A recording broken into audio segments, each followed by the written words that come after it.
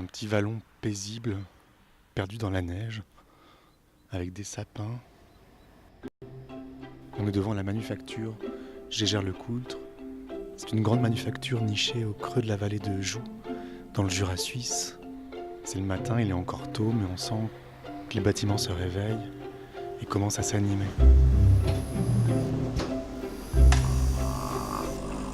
Donc à l'intérieur, il y a des grands couloirs. Tout le monde est en blouse blanche et tout le monde se dit bonjour. Bonjour. On est à la fabrication mouvement, à l'atelier de découpage. Alors c'est ici que tout commence. Il y a des montres, des mouvements où il va y avoir seulement une centaine de composants, mais on a aussi des très grandes complications avec des grandes sonneries, où là il y a presque 1000 composants pour une seule montre. Tout ce qui est mécanisme, c'est tout fait à l'intérieur de la manufacture Gégère-le-Coultre. De A à Z.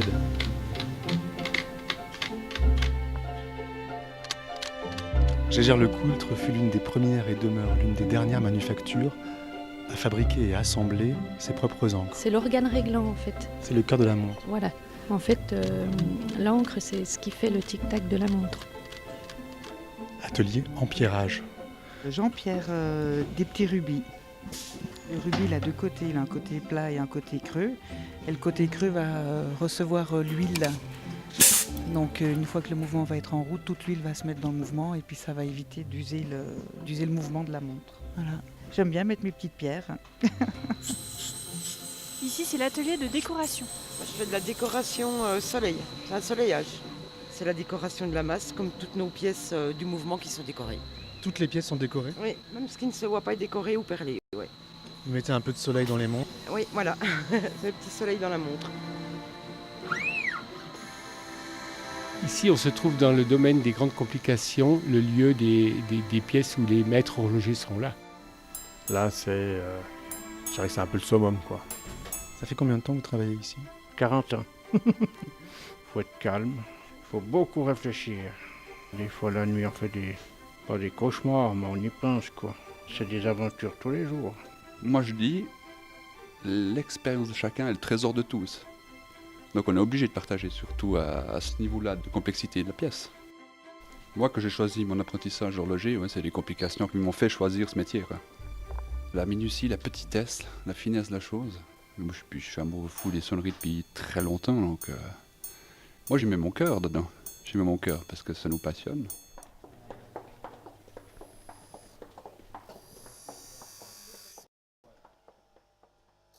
C'est très calme ici. Oui, on travaille dans le silence, on a besoin de concentration. Qu'est-ce que vous êtes en train de faire ? Je fais la préparation du sertissage avant de poser les pierres. Je suis rentré dans le métier à l'âge de 15 ans, grâce à mon grand-père, qui était joaillier. Vous avez les yeux qui brillent. Oui. On fait tout pour que ça brille, pour que ça soit beau. On a tous nos petits outils, nos petites habitudes, nos petits repères en fonction des manches. On est dans notre monde, on cherche l'excellence chez nous. Vraiment, la pureté du geste, le geste ultime qui suffit pour finir une pièce. Ouais, c'est ça. Ici, on personnalise certaines montres. Chaque client a sa propre idée, un peu comme un tatouage. Donc il y a une grande réflexion derrière, à mon avis. Et puis il faut être précis pour que le client il soit le plus heureux de voir sa pièce possible, quoi. Alors ici c'est l'atelier d'émaillage. Donc en fait on réalise des décorations sur cadran. Avec le format qu'on utilise, on est obligé d'utiliser des microscopes et des tout petits pinceaux. En moyenne, on peut passer de 3 semaines à un mois sur une miniature un peu compliquée.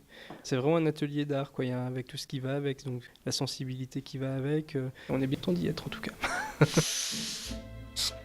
Alors ici, ce ne sont plus des montres, mais il y a des centaines d'horloges sur des étagères. Vous êtes dans l'atelier de montage Atmos. Alors là, vous êtes devant les armoires du service après-vente, où on répare des horloges venues du monde entier. Elles reviennent à la maison, en fait. Elles reviennent à la maison, ouais. Pour les plus anciennes, elles datent des années 30. C'est une horloge quasi perpétuelle, du fait qu'elle se remonte automatiquement toute seule. Les pièces reviennent tous les 15 ans et peuvent être pratiquement éternelles.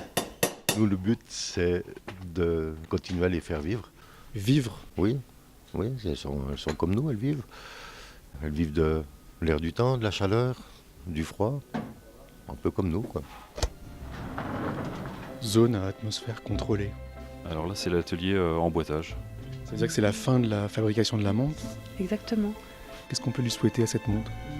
Un bon voyage, puis qu'elle donne plaisir surtout à son propriétaire, son futur propriétaire. Parce qu'on y a mis tout notre amour, tout notre savoir. C'est une montre qui parle avec le temps en fait. Elle va durer. Hein. Je pense qu'elle va avoir une belle vie.